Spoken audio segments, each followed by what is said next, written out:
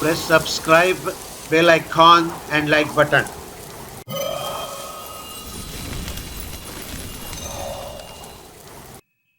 jainworld.com 25 years of service to Jainism. चलिए 14 गुणस्थानों की थोड़ी बात हम करेंगे आज।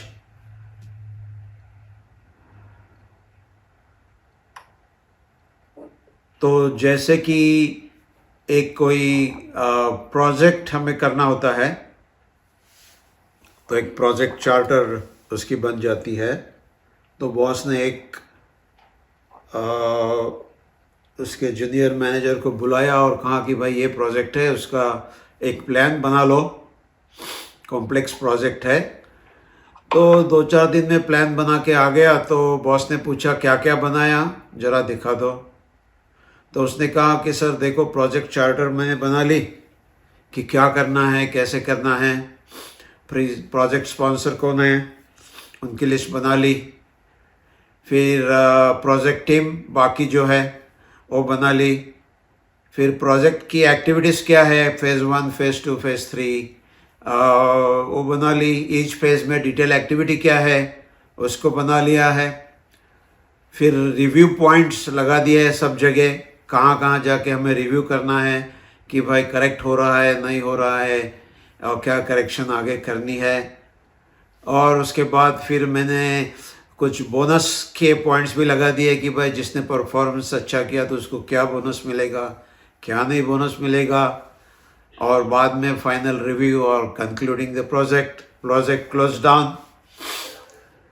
तो बॉस ने बोला कि हाँ ये तो अच्छा लगता है। तो एक प्रोजेक्ट होता है, हम उसका प्लान बनाते हैं, मगर हमारी ज़िंदगी का जो प्रोजेक्ट है उसका प्लान हमारे पास नहीं होता है ना। जो हो रहा है, जैसे हो रहा है वैसे हम करते चले जाते हैं। तो 14 गुणस्थान जो है, it is basically A project plan for not only our this life but also for the future lives till we reach the objective of becoming a siddha. So from now wherever we are standing, from there to becoming a siddha, that is a complete project plan given by Bhagwan Mahavir, which we call as a 14 gunasthan, 14 gunasthan और 14 समास और what ever गुण समास।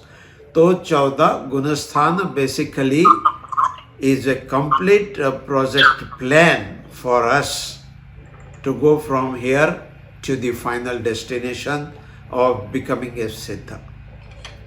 और बहुत अच्छा scientific ढंग से ये प्रोजेक्ट प्लान बनाया हुआ है।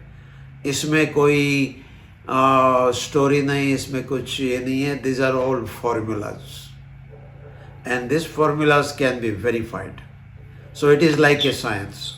So complete एक project plan बना दिया है ताकि जो हम अपनी जर्नी पे जा रहे हैं हम ये चेक कर सके कि भाई मैं कहाँ पे हूँ, ये प्रोजेक्ट प्लान में मैं कहाँ पहुँचा हूँ, जहाँ पहुँचा हूँ वहाँ से आगे कैसे जाना है, आगे जाऊँगा तो कौन से मील के पत्थर आएंगे, कौन से पड़ाव आएंगे, उसका डिटेल डिस्क्रिप्शन जो है कि भगवान महावीर ने यहाँ दे दिया है 14 गुणस्थानों में। तो जैसे हमारी प्रोग्रेस होती चली जाएगी, एक एक स्टेज, एक एक फेज जैसे प्रोजेक्ट की है, उसी प्रकार से ये 14 जो है पड़ाव है मंजिल के, और इसी पड़ाव से हमें जाना है। तो ये बहुत साइंटिफिक बात भगवान महावीर ने कही। और उनके बाद भी जितने लोग मुक्ति गए, जितने लोग सिद्ध बने, उन सब लोगों ने ये वेरीफाई किया कि हाँ भाई ये लिखा है, ऐसे ही हमारी ज़िंदगी में भी हो गया है। So this is proven and verified project plan.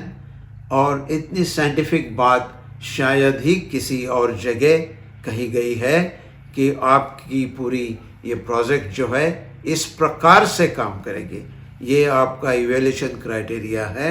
So this is like a GPS in our life. तो जैसे कि जीपीएस लगा दिया, हम कहते कि भाई यहाँ से डिट्रॉइट जाने हैं, तो जीपीएस हमें बताते रहता है कि भाई अभी 400 से आप निकल गए, नाउ टर्न राइट ऑन 285, वहाँ से चले गए तो टर्न राइट ऑन 75, आगे चले गए, फिर चट्टानूगा आया, फिर लेक्सिंगटन आया, फिर और कुछ आया, सिंसिनाटी आया, लाइक दैट। सो ये 14 गुणस्थान और 14 stages of our spiritual development, और इन अदर वर्ड जो हमारी चेतन शक्ति की शुद्धता की जो मंजिलें है, वो ये एक एक गुणस्थान हमें बताती चली जाती है। तो जिस आदमी ने गुणस्थानों को नहीं समझा, वो ब्लाइंड फोल्डेड होकर जा रहा है, जर्नी कर रहा है, प्रवास कर रहा है, जंगलों में जा रहा है, रेगिस्तानों में जा रहा है, आंखों में पट्टी बांध के जा रहा है। न उसे पता चलेगा कि वो कहाँ है, न उसे पता चलेगा कि आगे जाना है, पीछे जाना है, दाएं मुड़ना है, बाएं मुड़ना है, या यू टर्न लेना है, न उसे कुछ भी पता चलेगा। तो हर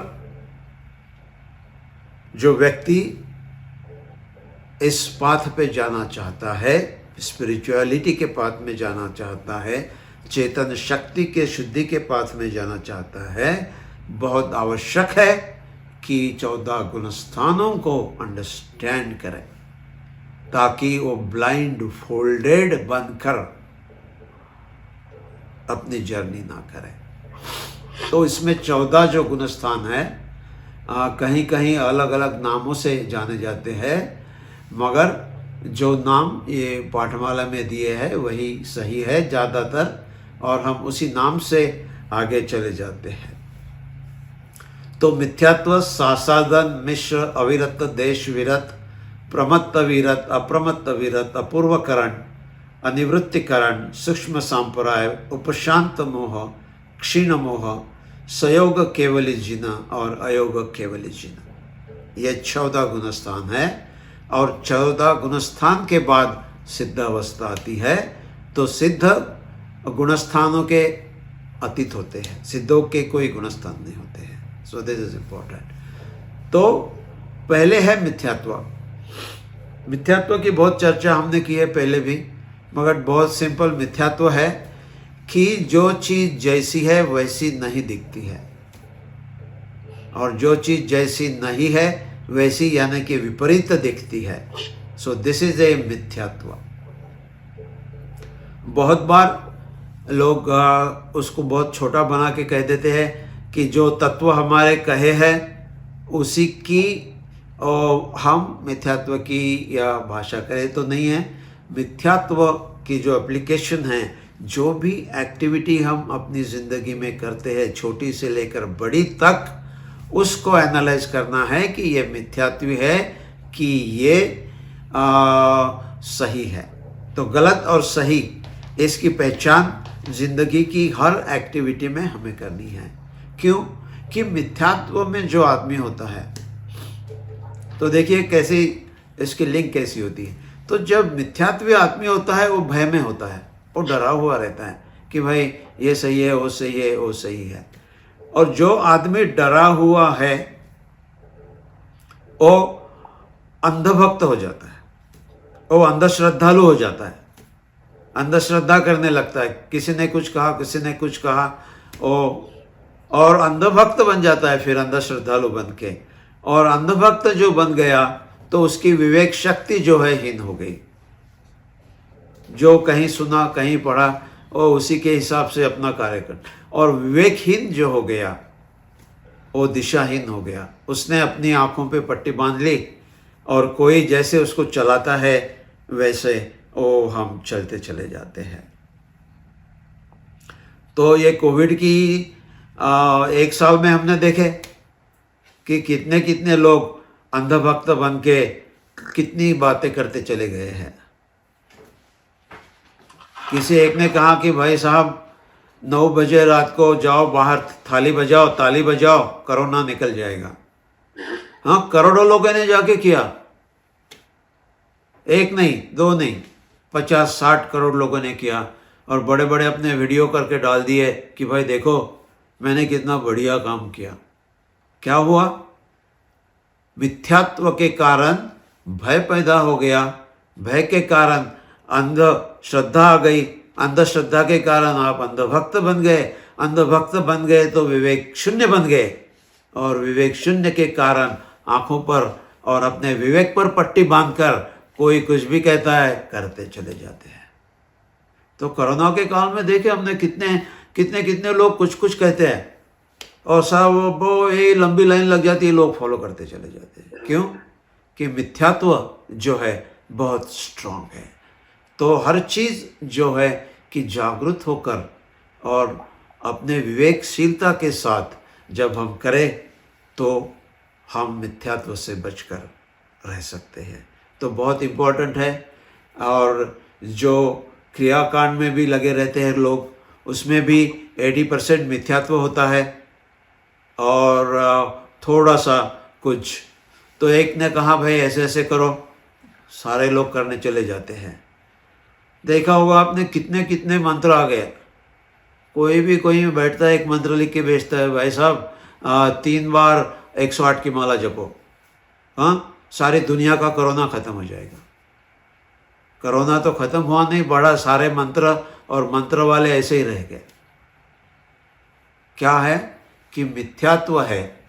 मिथ्यात्व के कारण डर आता है, डर के कारण अंधश्रद्धा आती है, अंधश्रद्धा के कारण हम अंधभक्त बनते हैं, और अंधभक्त बन गए तो विवेकशीलता भ्रष्ट हो जाती है। और इसीलिए ये बहुत इम्पोर्टेंट पहला जो है मिथ्यात्व गुणस्थान। तो 99% जो लोग हैं वो मिथ्यात्व गुणस्थान में ही रहते हैं, आते हैं चले जाते हैं मिथ्यात्व गुणस्थान में, उन्हें पता भी नहीं चलता कि हम मिथ्यात्व गुणस्थान में हैं।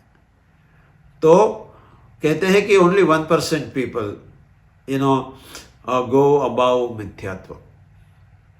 तो बहुत इम्पोर्टेंट है कि मिथ्यात्व को अंडरस्टैंड करना और उसके ऊपर जाने की कोशिश करना है। This is the very first step.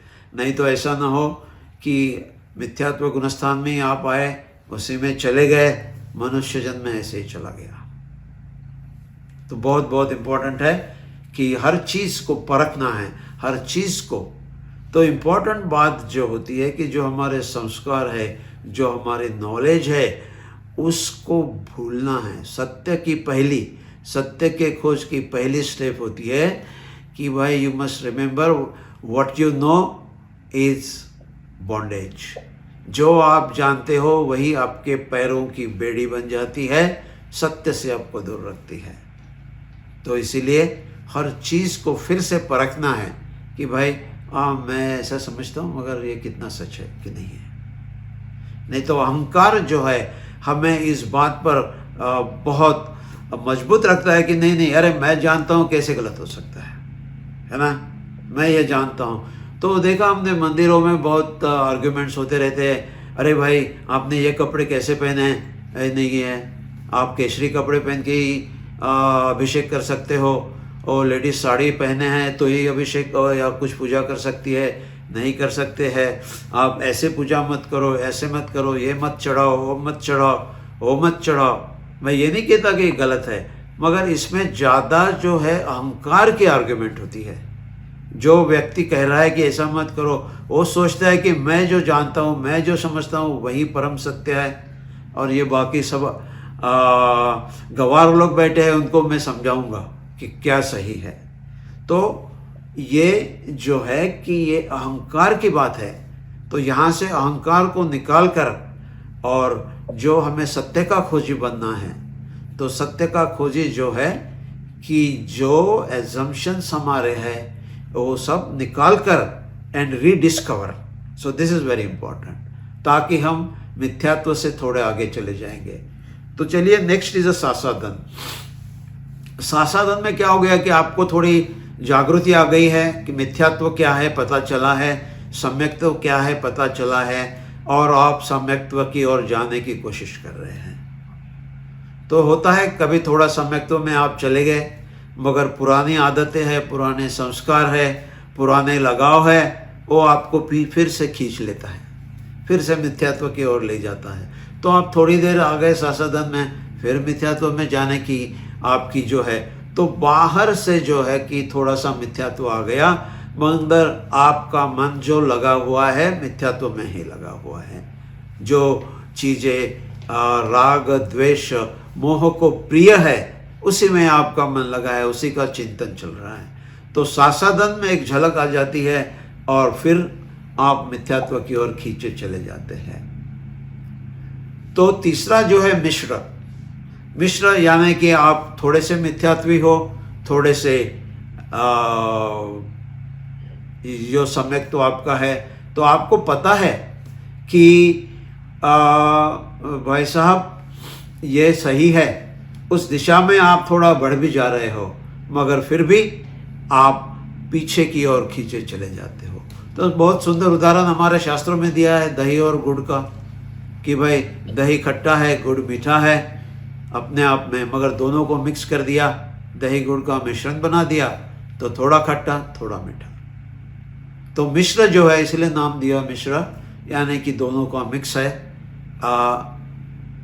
मिथ्यात्व भी रहेगा, सम्यक्त्व भी रहेगा, कभी मिथ्यात्व स्ट्रांग रहेगा, कभी सम्यक्त्व स्ट्रांग रहेगा, और इस प्रकार से आप वहाँ पे दोनों के मिक्स वातावरण में रहते चले जाएंगे। तो विनोद जी, तो फिर सासादन और मिश्र में फर्क क्या हुआ? हाँ जी, तो सासादन में जो है कि बहुत थोड़ी सी झलक आती है, और मिश्र में मोर और लेस, जैसे समझ लो कि एक कमरा है, एक कमरे में आपने छोटा सा दिया लगा दिया एक कॉर्नर में, है ना, तो प्रकाश भी है परमानेंटली मगर अंधेरा भी है परमानेंटली, दोनों का अस्तित्व वहां पे है। तो मिश्र इज बेसिकली कॉम्बिनेशन ऑफ दो। उसके आगे की स्टेप है कि अविरत सम्यक दृष्टि। तो अविरत में अभी क्या हो गया कि सम्यक दृष्टि आपकी क्लैरिटी आ रही है आपको कि भाई सही क्या है गलत क्या है, क्रोध मान माया लोभ गलत है, क्लैरिटी आ गई है। लोभ करने से कुछ हुआ नहीं, कुछ फायदा हुआ नहीं, मान कषाय करने से ईगो करने से कुछ हुआ नहीं, तो ये क्लैरिटी है, मगर जो है कि जो प्रत्यक्ष जिंदगी में उतारना है वो नहीं हो रहा है। तो मिथ्यात्व के रोड से आप आ गए हो और सम्यक्त्व के रोड पे जाना है, so you are at the cross road. तो आप वहां ठिठके खड़े हैं। क्यों? कि सम्यक्त्व के रोड पे जाना है तो मिथ्यात्व के रोड पे जो सारा लगा हुआ है उसको छोड़ देना पड़ेगा। वो नहीं छोड़ेंगे तो आप सम्यक्त्व के मार्ग पर कैसे चले जाओगे? तो क्लैरिटी है मगर इतना धीरज नहीं, इतना मनोबल नहीं, इतना आत्मबल नहीं है कि उस दिशा में जाए। और जो हम बंधे हुए हैं मोह से, लोभ से और बाकी चीज़ों से, शरीरों के संबंधी जो चीज़ें सबसे जो बंधे हुए हैं उसको हम नहीं छोड़ सकते। सो विरति यानी कि वैराग्य आपको अभी तक आया नहीं है। तो पता है, क्लैरिटी है, बट इतनी करेज नहीं है आपके पास, इतना मनोबल नहीं, इतना आत्मबल नहीं है कि आप जो मिथ्यात्व से जुड़ी हुई चीज़ें हैं उसको छोड़ते चले जाए। तो बोध है मगर राग, लोभ, मोह, मायाचारीपना, इससे जो जुड़े हुए काम है उसको हम नहीं छोड़ते हैं। सुना जाके मंदिर में अपरिग्रह बहुत अच्छा है, बाहर आ गए परिग्रह की जुटाने में लगे हैं। तो इसीलिए वो अविरत है, या विरत यानी कि वैराग्य आ गया आपको, वो चीज़ें आप छोड़ते चले जा रही है। मगर वैसा नहीं हुआ यहाँ, इसीलिए अविरत सम्यक दृष्टि। सम्यक दृष्टि तो है मगर एक्चुअल एक्शन आप कुछ नहीं कर रहे। थियरी पता है ना, उसकी प्रैक्टिकल इम्प्लीमेंटेशन कुछ नहीं हो गई है। इसके आगे का जो है देश विरत। देश विरत, तो देश जो शब्द है, देश यानी कि ब्रिंग द लिमिटेशन, मर्यादा लाना है। तो समझ लो कि कोई जिप्सी लोग है, घूमते रहते हैं, आज यहाँ पे है, कल वहाँ पे है, परसों वहाँ पे है, कहीं पे है, चले जाते हैं। मगर समझो कि हम लोग हैं तो हमने एक भाई कर लिया कि चलो अटलांटा सेटल हो जाते हैं, है ना। और अटलांटा में भी हमने घर ले लिया है, अपना अपना घर ले लिया है, वहाँ सेटल हो गए। तो हम दिन भर कहीं भी जाए, जॉब में जाए, कोई पार्टीज में जाए, शाम को अपने घर आ जाते हैं। वीक में कहीं चले गए, मगर वीकेंड में हम अपने घर चले आ जाते हैं। तो हमने अपना एक देश बना लिया, छोटा सा घर बना लिया, कहा कि भाई अटलांटा में रहेंगे हम। तो एक बॉर्डर लाइन हमने लगा दी अपने आजू बाजू में कि भाई ये मेरा घर, यहाँ पे मैं कुछ भी हो जाए यहाँ आके मैं विश्राम करूँगा, खाना पीना घर में आके करूँगा, बाकी जो चीज़ें पर्सनल सारी यहाँ करूँगा। तो इसी प्रकार जो हम एक्टिविटी कर रहे हैं, मन की है, विचार की है, कल्पनाओं की है, शरीर से जुड़ी हुई है, इन सबको एक मर्यादा, एक बॉर्डर लाइन लगा देनी है। दैट इज द देश विरत। So you start regulating whatever you are doing. तो हर चीज पे आप एक बॉर्डर लाइन लगा दें कि भाई चलो डायमंड नेकलेस लेनी है तो आप एक लगा दो कि भाई 25 डायमंड नेकलेस ले लेंगे, उससे ज़्यादा नहीं ले लेंगे, जो भी एक नंबर लगा दीजिए। आपको एक कार लेनी है तो भाई maximum 5 cars I can take. और भाई घर लेने हैं तो चलो ठीक है, एक इंडिया में हो गया, एक दिल्ली में हो गया, एक बॉम्बे में हो गया, एक स्विट्ज़रलैंड में हो गया, एक लंदन में हो गया, तो चलो 10 घर से ज़्यादा नहीं लूँगा। तो हर चीज़ जो एक्टिविटी है उसमें एक बॉर्डर लाइन लगा देनी है। सो दैट इज द देश विरत। तो देश विरत में जो है कि थोड़ा सा रिक्वेस्ट है कि आप पूरा सुन लीजिए, then you note down the questions and then we take questions, because more likely जो क्वेश्चन अभी है वो नेक्स्ट इसमें शायद आंसर हो जाएगा, है ना, पॉसिबिलिटी। तो जस्ट होल्ड ऑन कीजिए, क्वेश्चंस नोट डाउन करते चले जाइए and then you can ask the question. I will open up for the question. So अविरत जो है, तो अविरत जो जैसे हम लिमिटेशन लगा देते हैं तो 2-3 चीज़ें हो जाती है कि हमारी एनर्जी कॉन्जर्व होनी शुरू हो जाती है और हमारी एनर्जी एक दिशागामी होती है कि हमें पता है कि भाई ये चीज़ें करनी नहीं है। We already said oh this is not to be done this, तो हमने एक लिमिटेशन डाल दी है। तो एक दिशागामीपना हमें मिल गया, एक एनर्जी कंजर्वेशन जो है वो हमें मिल गई। तो एक आदमी था खेत में, वो कुआं खोद रहा था, तो एक जगह कुआं खोदा उसने और 10 फीट खोदा, कुछ आया नहीं पानी। फिर दूसरी जगह खोदना शुरू किया, वहाँ कुछ फीट खोदा, आया नहीं पानी। फिर कहीं और खोदा, तो उसका फ्रेंड आ गया 1 साल के बाद, अरे क्या हो गया, कुआं तेरा होया कि नहीं? अरे नहीं यार देखो ना। तो उसने देखा, अरे 1 2 3 4 5 9 जगह उसने थोड़ा खोद के रखा। उसके फ्रेंड, अरे पागल, ये यहाँ 10 फीट, वहाँ 8 फीट, वहाँ 10 फीट, तो टोटल तो तूने 9 में पकड़ के 80 फीट तो खोद ही दिया। उससे तो एक जगह तो खोदता पूरा, तो 10 फीट पे नहीं आया, 15 नहीं 20 फीट में तो आ जाता, 25 फीट में तो आ जाता। तो कॉन्जर्व एनर्जी यदि हम नहीं करते, देश विरत नहीं करते, तो हमारी एनर्जी डेसिपेट होती चली जाएगी, कहीं यहाँ चली गई, कहीं वहाँ चली गई, कहाँ चली गई। तो लोग कहते हैं कि भाई 85% of our energy is just wasted in doing certain things which is really we can manage without doing them at all, you know. तो हम एनालाइज करते जाएंगे, जैसे हमारी टाइम स्पेंड होती है तो उसमें कितनी यूटिलिटी आई, तो ये बात हमें पता चलेगी कि देश विरत एक बहुत इम्पोर्टेंट है। तो एक डिसिप्लिन हमारी ज़िंदगी में आने शुरू हो गए अभी यहाँ से। तो जैसे कि एक नदी है गंगा, गंगोत्री से निकली है, गंगा सागर तक पहुँचती है। कैसी पहुँचती है? तो 2 किनारों के बीच बहती है। वो 2 किनारों के बीच पानी बहते चला जाता है तो गंगा सागर तक पहुँचती है। और एक सरस्वती नदी थी, बड़ी, कहते हैं गंगा से भी बड़ी थी। तो सरस्वती नदी क्या हो गया? डेजर्ट आ गया।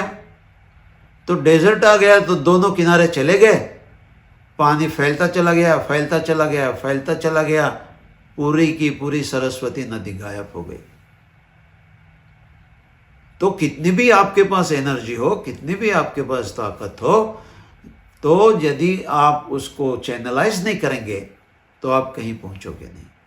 और हम जानते हैं कि हमारी ताकत लिमिटेड है, हमारी शक्ति लिमिटेड है और समय हमारा बहुत लिमिटेड है। सबको उतना ही मिला है 24 आवर्स ए डे, तो उसको प्रॉपरली चैनलाइज करें तो हम आगे बढ़ सकते हैं। एनर्जी उतनी ही मिली है, एक शरीर की लिमिटेशन है कि कितनी बायो एनर्जी जनरेट करेगा, उससे ज़्यादा नहीं जनरेट कर सकता है। हाँ, थोड़े बहुत कम ज़्यादा, जैसे बॉडी की एफिशिएंसी है आपकी, if you are healthy you will generate more, if you are sick you will not generate more, but फिर भी even if you are very very healthy तो there is a limitation how much energy आप कितनी generate कर सकते हो। तो इसलिए देश विरत बहुत बहुत इम्पोर्टेंट स्टेप है कि एक सीमा हमने बांध ली, एक ऊर्जा का बचाव किया, एक ऊर्जा का हम जो है कि उसे संवर्धित कर रहे हैं, उसे बढ़ा रहे हैं, और जो करने योग्य है उतनी ही चीज़ें हम कर रहे हैं। जो अनावश्यक है, जो फालतू है, without which we can easily live, वो सब एक एक करके ड्रॉप आउट कर दिए हैं। तो किनारे बना दिए हमने, बनाए रखे हैं। तो गंगोत्री से निकली गंगा छोटी सी, मगर गंगा सागर तक पहुंच जाती है, और सरस्वती नदी क्योंकि किनारे उसके निकल गए तो रेगिस्तान में ही खत्म हो गई है। तो देश विरत। नेक्स्ट है प्रमत्त विरत। तो अभी हम वैराग्य की दिशा में चले हैं, कुछ संयम की बातें हम कर रहे हैं, मगर प्रमाद है उसमें, क्योंकि पूरा संयम साधा नहीं। समझ लो कि अनंतानुबंधी निकल गए होंगे, मगर अप्रत्याख्यानी प्रत्याख्यानी बचे होंगे। तो यानी कि जो काम हम कर रहे हैं उसमें प्रमाद बचा रहता है, उसमें जो है की चीज़ें वापस आती चली जाती है। समझ लो एक आदमी है, उसने संन्यास ले लिया, संन्यास ले लिया है भाई, अच्छी बात कर ली, थोड़ा वैराग्य आपने कर लिया, बैठा है ध्यान करते, ध्यान करने में बैठा है, अचानक उसको बीवी की याद आ गई, बच्चों की याद आ गई। क्या हो गया? प्रमाद अभी बाकी है। तो प्रमत्त वीरत में आपका तो वैराग्य है ही, मगर प्रमाद भी बाकी है, यानी कि बहुत से कषाय, बहुत सी चीज़ें वहाँ पर अभी भी बाकी है। तो प्रमत्त वीरत में भी जागरूक रहना है। नेक्स्ट लेवल जो है अप्रमत्त वीरत। तो प्रमत्त वीरत जैसे आप समझ लो कि भाई साहब आपके घर में कोई बहुत इम्पोर्टेंट मेहमान आने वाले हैं, तो आप सब लोग फैमिली के मेंबर जुट जाते हैं, पूरा ड्राइंग रूम क्लीन किया, पूरा किचन क्लीन किया, फिर बहुत सी एक्स्ट्रा चीज़ें आ गई तो बोले कहाँ? अरे बेसमेंट में रखो, बेसमेंट में रखो, बेसमेंट में रखो।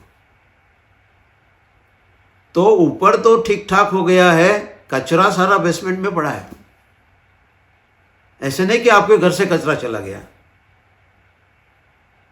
बहुत अच्छा है, ऊपर कचरा सब अंदर डाल दिया है, बेसमेंट में डाल दिया है।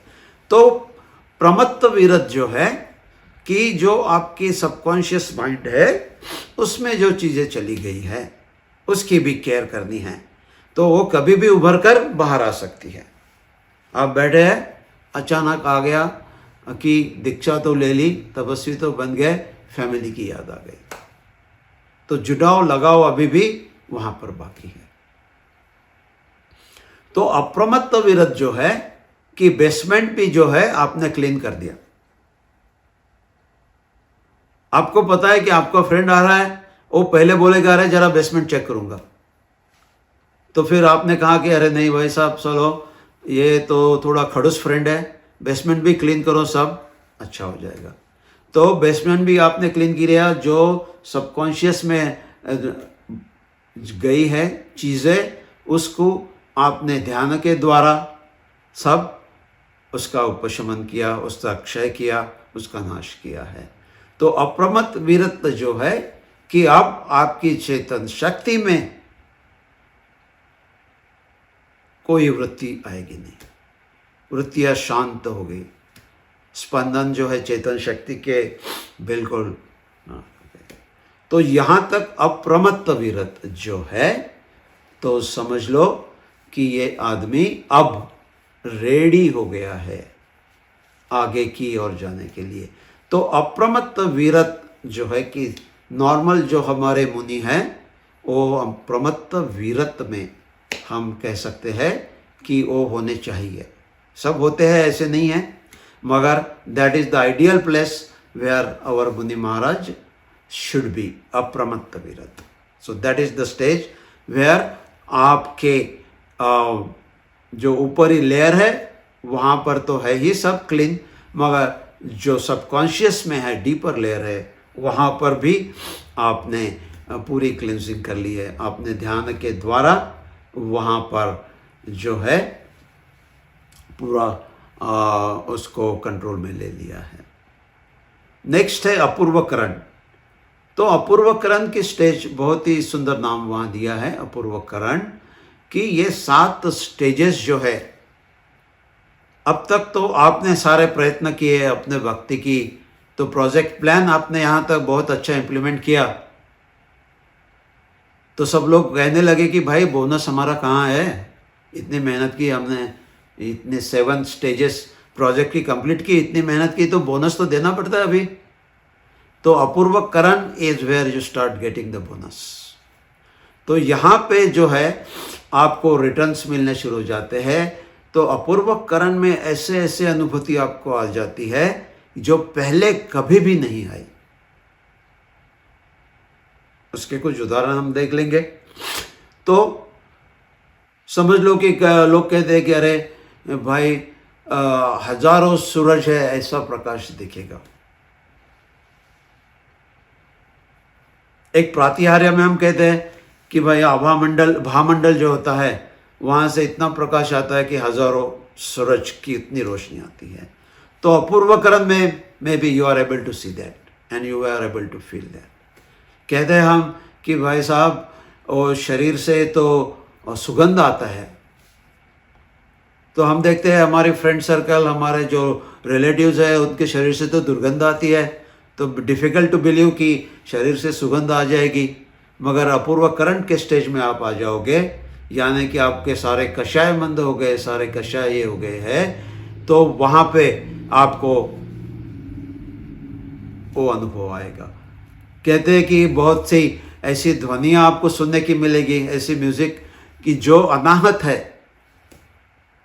को जो किसी इंस्ट्रूमेंट से नहीं बजी, किसी बाहरी चीज़ के कारण नहीं बजी, जो अनाहत है शुद्ध रूप से, तो वो ध्वनियाँ आपको सुनने को मिलेगी। रंग, अनेक प्रकार के रंग आप जैसे कि नहीं दिखे अभी तक, वो आपको दिखने ऐसे ही, और जो शक्तियाँ है उसकी अनुभूति आपको आनी शुरू हो जाएगी। जो लब्धियाँ हम कहते हैं, रुद्धियाँ हम कहते हैं, उसकी अनुभूति आपको आने चली जाएगी। तो अपूर्वकरण जो है कि जैसा नाम है कि जो आपने पहले कभी अनुभव नहीं किया, ऐसी ऐसी अनुभूतियाँ आपको आती चली जाएगी, जो हम कहते हैं कि अनिर्वचनीय है, जो शब्दों के माध्यम से हम नहीं कह सकते। तो जो ध्यान की दुनिया में लोग गए हैं, they can start really visualising कि हाँ भाई अपूर्वकरण तो हो सकता है, क्योंकि ध्यान की दुनिया में भी उन्होंने ऐसे अनुभव किए हैं, थोड़े थोड़े में भी छोटे लेवल पे किए हैं। उनको आ जाते हैं कि भाई अरे ये तो हो गया, मगर ये तो ऐसा हो गया कि अपेक्षा नहीं थी और ऐसे हो गया। मगर जो ध्यान की दुनिया में नहीं गए हैं, उनके लिए ये बहुत डिफ़िकल्ट है अंडरस्टैंड करना कि भाई साहब अपूर्वकरण कैसे हो जाएगा, हाउ इट इज़ पॉसिबल। तो ये ध्यान की दुनिया में जो नहीं गए उनके लिए थोड़ा सा difficult to understand and accept कि अपूर्वकरण जैसी कोई चीज़ हो सकती है। मगर ध्यान की दुनिया में जो गए हैं, they can really correlate whatever experiences they are getting in dhyan. So this is at a deeper level, and so अपूर्वकरण जो एक बहुत इम्पोर्टेंट स्टेप है कि जो यहाँ आपको, जो आपने अभी तक प्रयत्न किए, अपनी तक ये किए, तो this is a bonus you are getting. ये आपको यहाँ पे अनुभूतियाँ आती चली जाएगी। So this is very important. Next step is अनुवृत्तिकरण। अनुवृत्तिकरण बहुत इम्पोर्टेंट चीज़ है। तो अनुवृत्तिकरण में क्या होता है कि जो सारे लोग इस गुणस्थान में है, समझ लो यहाँ बैठे 50 है, जस्ट फॉर आर्ग्यूमेंट से 50 साधु बैठे हैं और वो अनिवृत्तिकरण गुणस्थान में आ गए हैं, तो उन सब के भाव एक जैसे होते हैं। They are at the same level. उनकी शुद्धता, चेतन शक्ति की शुद्धता उतनी होती है कि उनके सारे जो परिणाम हम कहते हैं, शब्द है परिणाम, टेक्निकल वर्ड है परिणाम, है ना, तो पारिणामिक भाव जो हम कहते हैं, पारिणामिक भाव यानी कि शुद्ध चेतना के, शुद्ध आत्मा के जो मूल भाव होते हैं, दैट इज पारिणामिक। तो इनके पारिणामिक भाव ज़्यादा होते हैं, तो यानी कि सबके भाव एक जैसे हैं। इसका मतलब है कि जो इंडिविजुअल पर्सनैलिटी है, now that is dissolve completely. Individual आपकी आइडेंटिटी नहीं, इंडिविजुअल स्पेशलाइजेशन नहीं, कोई संगीतज्ञ था, कोई बड़ा वैचारिक था, कोई गणितज्ञ था, कोई कुछ था, कुछ नहीं। सारी आपकी जो पर्सनैलिटी की स्पेशलिटी है, सारी की सारी ड्रॉप हो गई है। एंड एक जैसा है वैसा दूसरा है, वैसा तीसरा है। So this is the preparation. जैसे हम कहते हैं कि सारे सिद्ध एक जैसे है ना, सिद्ध में कोई छोटा कोई बड़ा नहीं है, कोई ये नहीं है, और सिद्ध एक जैसे है, उनकी क्वालिटीज एक जैसी है। So this is a preparatory step here कि अपूर्वकरण के बाद जो अनिवृत्तिकरण आता है, तो अनिवृत्तिकरण में सबके भाव एक जैसे समान होते चले जाते हैं, यानी कि आपकी इंडिविजुअल पर्सनैलिटी ड्रॉप हो गई।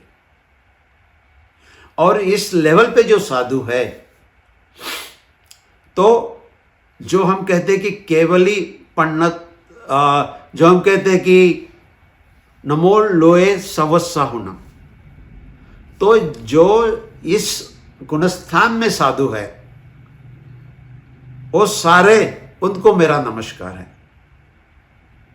और ऐसे नहीं कि जो पहले गुणस्थान में बैठे साधु है उनको मेरा नमस्कार नहीं है। तो नमो लोए सवस्साहुनम, जो 90 गुणस्थान में साहू बैठे हैं, क्योंकि ये सारे सबके परिणाम एक जैसे है, तो इसको एक्स को नमस्कार किया, वाई को नमस्कार किया, जेड को किया, ए को किया, बी को किया, सेम है। तो जो नमो लोए सवस्साहुनम है, that is really applicable only to the sadhus who are in अनुवृत्तिकरण स्टेज। उसके पहले तो वो सब अलग अलग लेवल में होते हैं।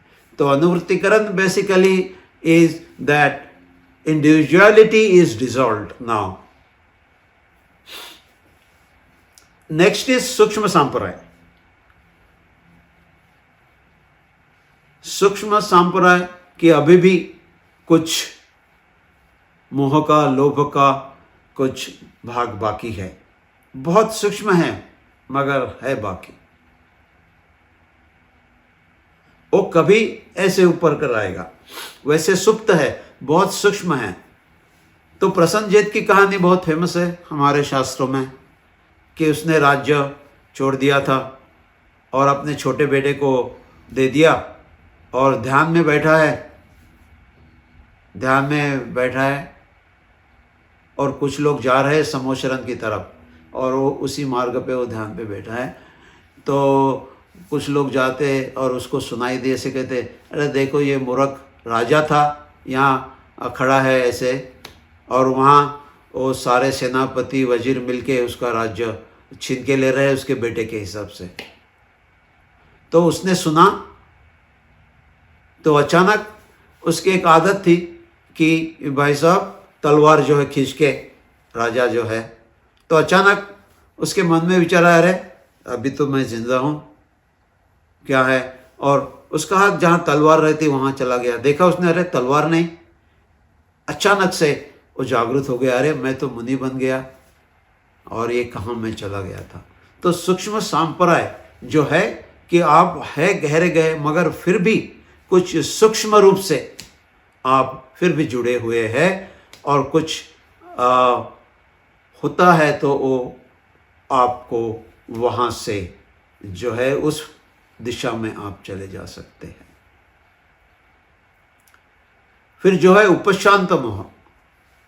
उपशांत मोह के कुछ अंश अभी बाकी है आपके, मगर वो शांत हो गए। तो उपशांत और क्षीणा, तो ये जो भाव होते हैं, तो जो हम कहते हैं कि औदायिक एक भाव होता है, पारिणामिक एक शुद्ध भाव होता है, और उसके बीच में 3 होता है, औपशमिक, क्षायिक और क्षायोपक्षमिक। तो यहाँ पे जो है ये उपशांत मोह यानी कि औपशमिक, और उसके नेक्स्ट जो गुणस्थान है क्षीण मोह, तो वो क्षायिक। तो यहाँ पे उपशांत मोह जो है कि मोह वो सेटल डाउन हो गया है। तो बहुत सुंदर उदाहरण हमारे शास्त्रों में है कि भाई एक झरना है और झरने में पानी है, बहुत स्वच्छ पानी है, बहुत शुद्ध है कि हम उसमें वो पानी पी सकते हैं, और उस झरने से कोई बैलगाड़ी निकल गई तो सारा कचरा ऊपर आ गया, अब पानी शुद्ध नहीं रहा। तो इसी प्रकार से मोह जो है उपशांत हो गया, मतलब सेटल डाउन हो गया, but it is still there, वो कभी भी उभर कर बाहर आ सकता है।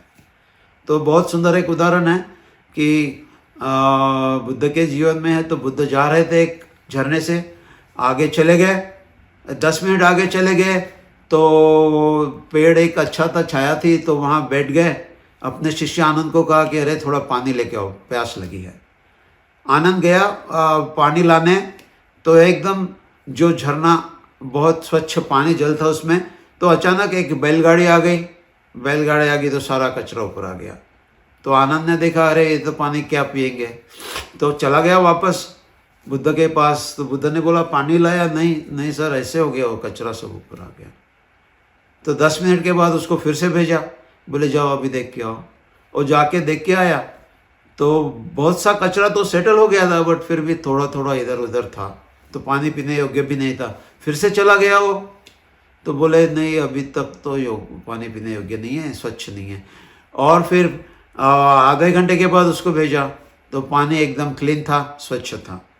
तो उपशांत मोह जो है कि वो नीचे बैठा है, वो सोए हुए सर्प की तरह, नाग की तरह बैठा है, मगर कुछ भी इंसिडेंट हो जाए तो वो अपना फन उभार कर काट सकता है। नेक्स्ट है क्षीण मोह। क्षीण मोह जो है कि जो थोड़ा भी कचरा बचा था तो हमने लिया, उसको पानी को फिल्टर किया, कचरा फेंक दिया, थोड़ी उसमें फिटकरी घोल दी, फिर पानी और शुद्ध हो गया, उसका भी जो कचरा निकाल दिया, पानी 100% शुद्ध हो गया। तो क्षीण मोह के बाद जो है कि सारा का सारा ये हमारा मोह का जो ट्रेसेस थे वो भी निकल गए हैं। अब कितना भी पानी उछले, कुछ भी हो, तो चित्त में हमारी अशुद्धता कभी आएगी नहीं। तो ये 12वां गुणस्कंध क्षीण मोह। 13वां जो है संयोग केवली जिना। तो 12वें में क्षीण मोह में सारा हो गया, निकल गया, सारे घातिया कर्म निकल गए, और 13वें में आ गए। मगर 13वें में भी अभी आप सिद्ध नहीं बन सकते, क्योंकि सहयोगी केवली जिना। सहयोगी है आप क्योंकि शरीर अभी बाकी है, इसीलिए सहयोगी। और केवली है कि केवल ज्ञान हो गया क्योंकि चारों घाती कर्म का नाश हो गया है। और जिना यानी कि आपने अभी आपको जीत लिया। तो हम अभी इस लेवल में जो है इनको हम ईश्वर परमात्मा या कुछ भी जिना कह सकते हैं। तो केवल ज्ञान हो गया, जिना हो गए, और मगर अभी तक शरीर से है तो संयोग केवली जिना।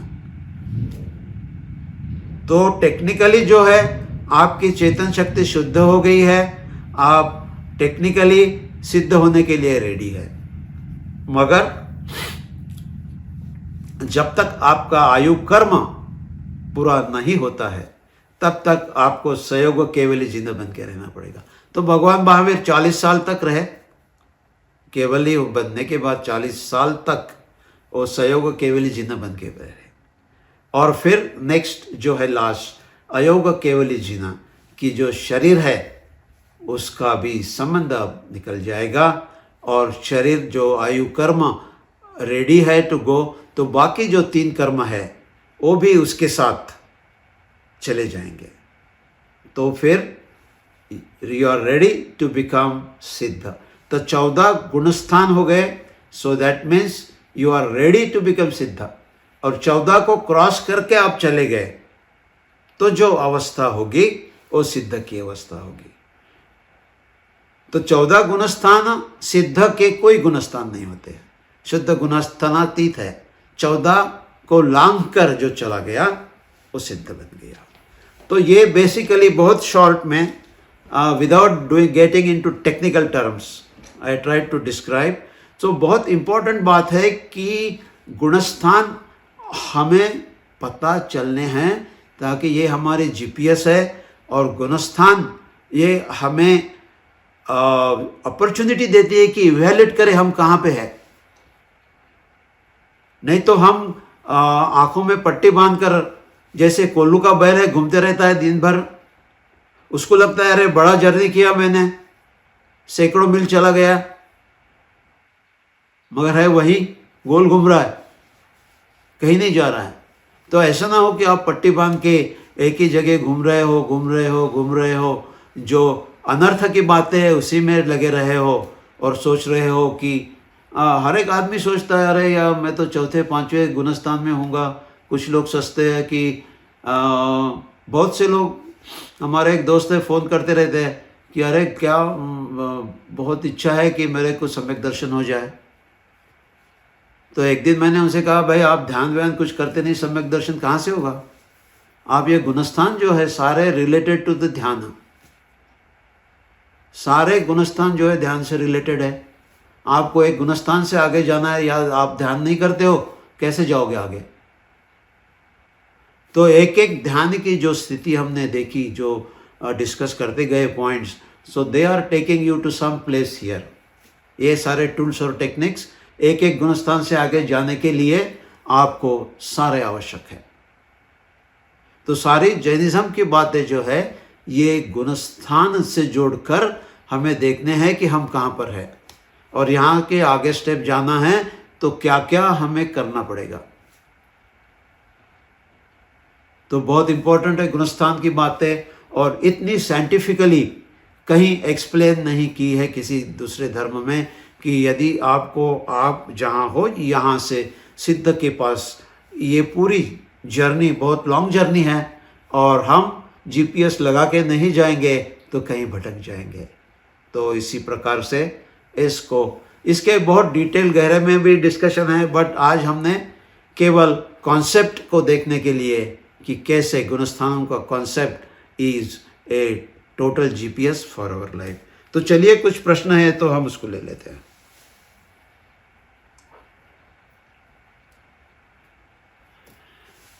तो जैसे चौथे गुणस्थान, पांचवें और छठे में, नहीं, 1 मिनट आपका ब्रेक हो गया, आवाज थोड़ा जोर से बोलिए।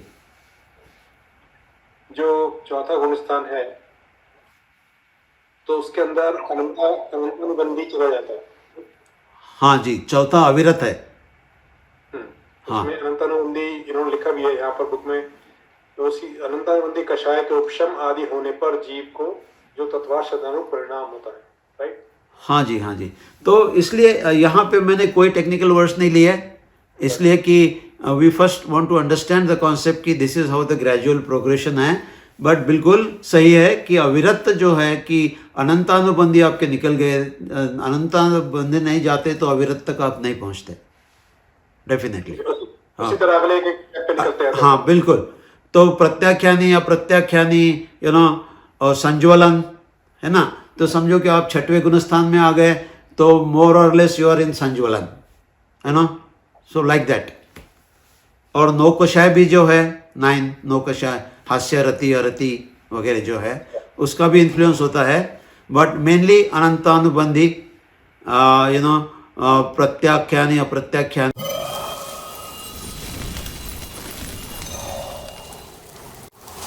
Press subscribe, bell icon and like button.